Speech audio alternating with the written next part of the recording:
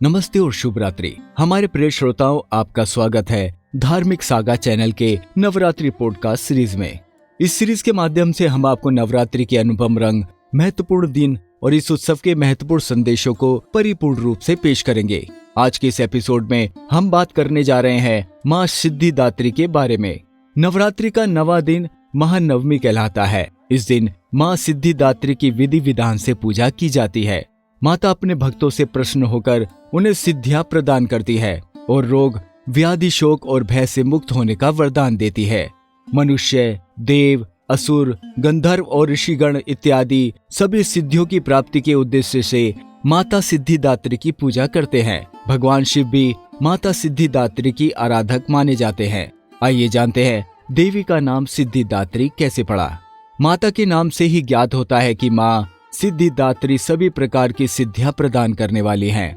अणिमा, महिमा, प्राप्ति, प्राकाम्य, गरिमा, लगिमा, ईशित्व, वशित्व, वह 8 सिद्धियां हैं जो माता को प्राप्त हैं।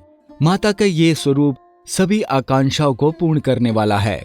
माता ने यह स्वरूप असुरों का संहार करने के लिए लिया था। मान्यताओं के अनुसार सृष्टि के आरंभ में भगवान रुद्र ने देवी आदि पराशक्ति की आराधना की थी, जिनका कोई स्वरूप नहीं था।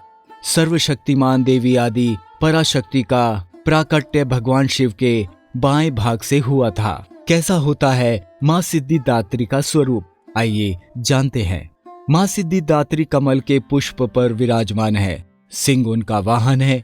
4 भुजाओं वाली माता सिद्धिदात्री एक दाएं हाथ में गदा और दूसरे दाएं हाथ में चक्र धारण करती है। वहीं एक बाएं हाथ में कमल और दूसरे बाएं हाथ में शंख धारण करती है। माँ सिद्धिदात्री सिद्धि और मोक्ष प्रदाता है। पौराणिक कथाओं के अनुसार जब संपूर्ण सृष्टि अंधकार में हो गई थी, रोशनी की एक किरण भी नहीं दिख रही थी, तब उस आधार से भरे ब्रह्मांड में एक छोटी सी किरण प्रकट हुई और उस किरण ने बढ़ते बढ़ते एक दिव्य नारी का स्वरूप ले लिया, जो माता भगवती के 9वें स्वरूप माँ सिद्धिदात्री का था।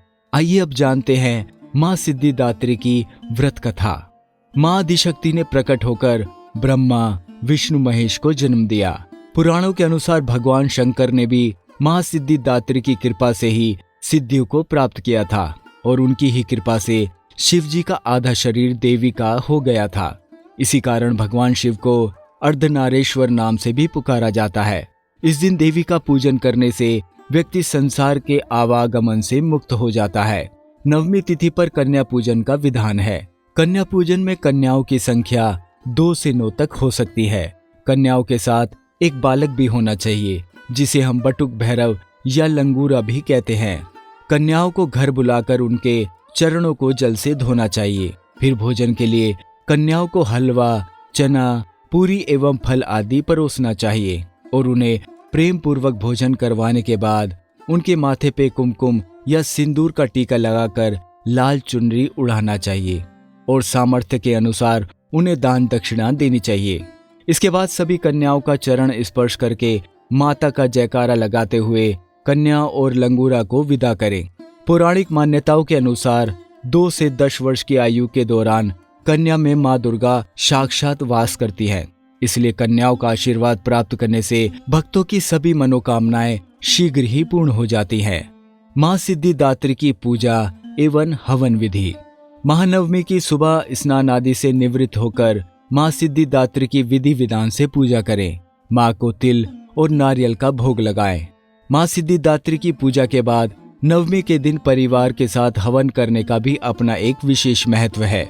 जिस स्थान पर माता की तस्वीर या मूर्ति स्थापित की गई हो, उसके आसपास गंगा जल का छिड़काव करें।